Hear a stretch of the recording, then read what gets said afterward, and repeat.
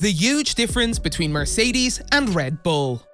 Last season, the battle between Red Bull and Mercedes was strong, with Max Verstappen emerging triumphant after a controversial Grand Prix. So, with both of these teams returning to the new season with zeal, it raises the question, what is the difference between Mercedes and Red Bull? I will make sure to look at this question in today's video. Stay with me till the end of the video to learn more about it. Red Bull and Mercedes have a fundamental disagreement, according to Horner. The 2021 race between Lewis Hamilton and Max Verstappen generated not only on-track, but also off-track enthusiasm. According to Christian Horner, there are significant disparities between Red Bull Racing and Mercedes. Between 2010 and 2013, the squad of Max Verstappen and Sergio Perez won the World Championship 4 times alongside Sebastian Vettel. However, following significant modifications to the laws, Mercedes demonstrated that everything was in order and was the strongest between 2014 and 2020. Last calendar year, Mercedes was once again faced with stiff opposition from Red Bull. With Verstappen as its top driver, the Austrian racing stable competed for the entire season and even won. Thus, Mercedes appears to be taunted to challenge for the world crown again this season. Horner observes that the two teams are very different in a variety of ways.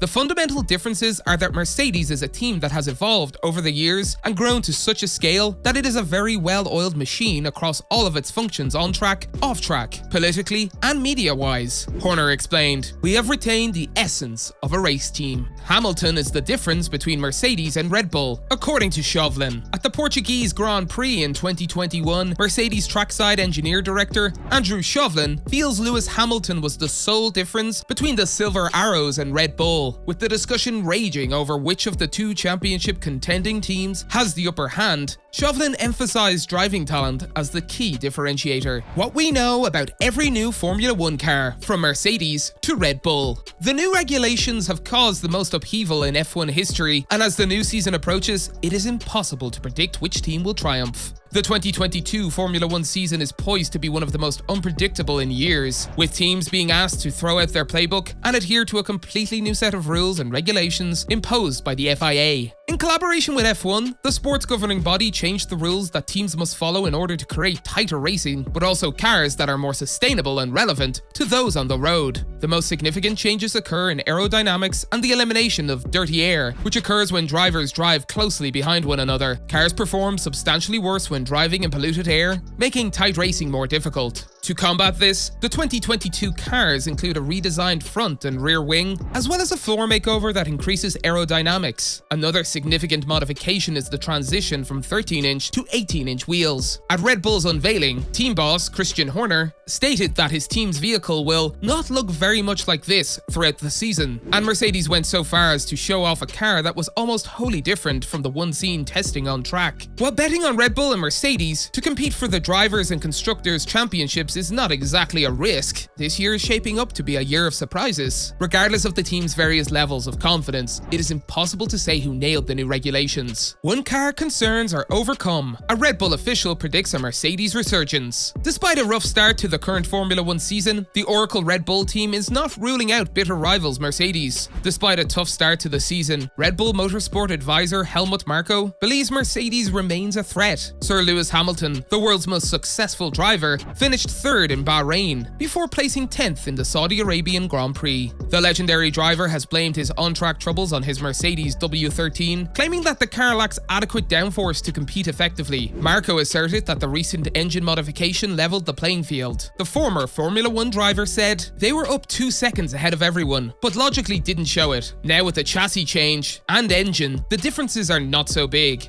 Mercedes is no longer able to turn a knob and immediately stage a party. Hamilton and teammate George Russell have both complained about porpoising, which is when the car bounces on the track, making it difficult to drive. Toto Wolff, the team's boss, said that the team had overestimated the severity of the problem. Despite Red Bull's 2 podium results, Marko feels Mercedes still has time to bridge the gap, with Verstappen trailing Hamilton by only a few points. I'm fully convinced they'll be back if they get the bouncing under control. Lewis Hamilton is 9 points behind Max Verstappen, so that's nothing either. I don't think it's an end of an era, but it's now a fight on the same level, Marko said. Max Verstappen will attempt to make it back-to-back pole positions at the Australian Grand Prix after winning the Saudi Grand Prix. Do you think Mercedes' Lewis Hamilton will bounce back from this? Leave your views, questions and thoughts in the comments section. Thanks for watching. Bye for now.